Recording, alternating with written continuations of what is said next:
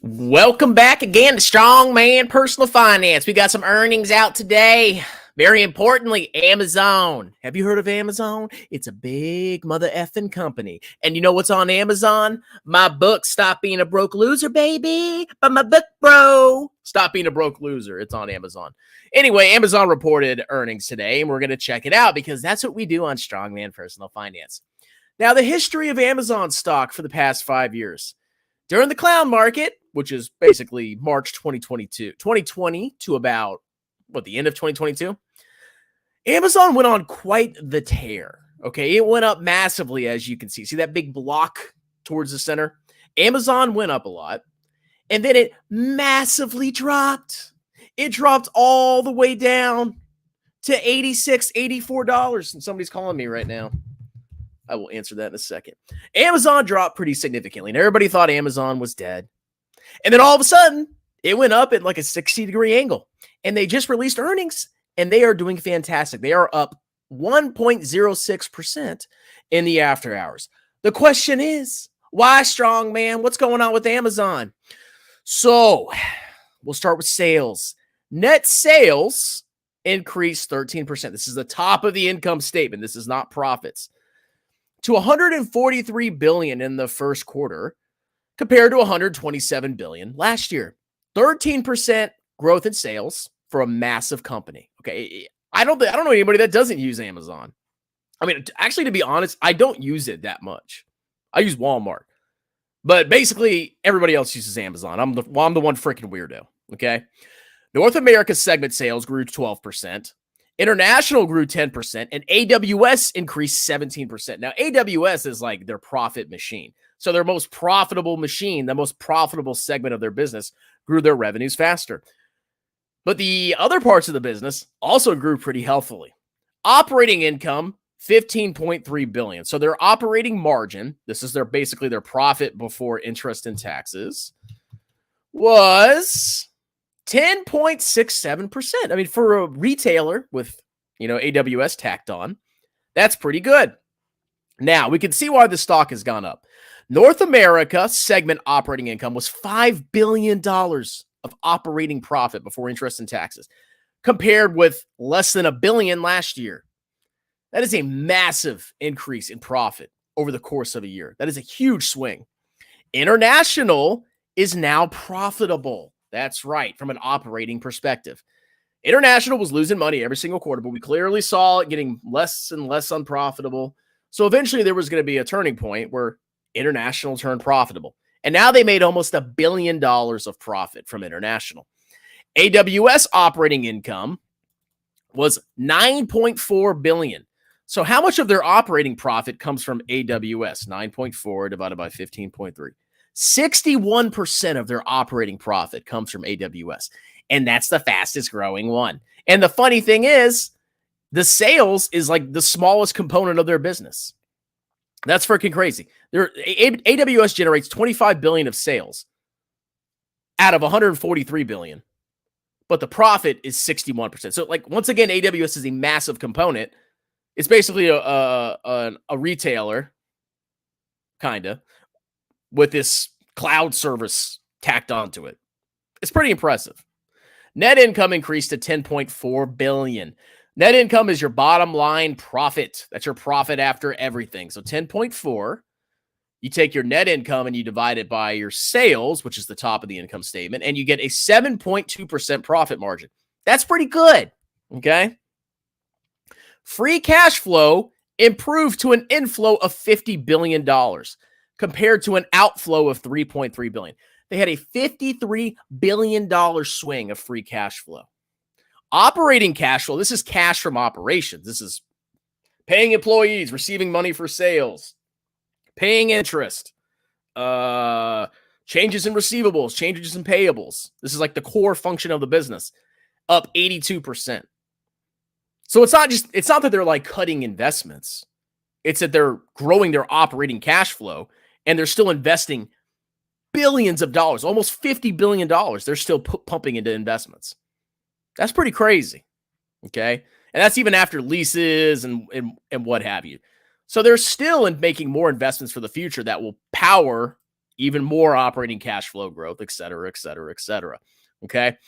So then they go on to talk about stuff. Now, one thing I'll say is I think Amazon Prime or their movie streaming service is actually pretty impressive. Like the more I think about it, the more I like it. Like they have Wheel of Time. They just released Fallout. What other stuff do they have on there? They have a bunch of really cool shows on there. I mean, Lord of the Rings. I mean, that was kind of a flop the first season, but I think they improved that a little bit. They're really showing some like high quality shows that are like appealing to people like me, at least. That's my kind of thing is fantasy. But yeah. So overall, pretty impressive earnings. Now, they did do some projections. Let's see. Their guidance net sales is expected to be between 144 to 149 billion, or to grow between 7 and 11%. So they're still projecting to grow revenues at a healthy 7 to 11%. And they're still projecting to grow operating income to between 10 to 14 billion. So they're growing profits and they're growing sales. Very good. Okay. We got the balance sheet here. So we can clearly see why the stock has recovered massively. I mean, look at this. We got net cash provided used in operating activities. Had a massive swing. Massive swing. It went from 4.7 to 18, almost 19. That's crazy. Like, what can you say? It's freaking crazy. Okay. Let's see. What else do we have on here? There's really not much more to talk about. I mean, everything seems to be going well for the company. Huge swing, huge recovery. They had some disaggregated metrics down here. Here we go. So this is like their different segments that they like broke it up by revenue from Q4 2022 to Q1 of 2024. Online stores, it's actually, well, that's Q4, so that's not a good comparison. Grown 7% year over year. The fastest growing little subsegment is advertising, which also has pretty high margins. Go look at all Google and Meta and all those other companies. So there's a lot of encouraging things going on with Amazon. And I'm highly satisfied with my investment in this company. That's right. I actually have shares of Amazon. I have multiple shares of Amazon in this beautiful ETF called VT. All right, we'll do some comments and we'll close this out. I got to take a phone call. Oh, got to pump my Discord. So I got a free Discord. If you click that link, you can join the free Discord and hang out with me and other people, a bunch of celebrities. And you can buy my book, Stop Being a Broke Loser. It's on Amazon. I mean, it's a fitting shill. It's a fitting shill. You know what I'm saying? Check out Root. I'll think about it. I can only make so many videos a day. I found a yield max clown with 300K and believes reverse splits don't mean anything. Please give me that person's information. Greetings and salutations. IPO 500 to less than 5, now 88.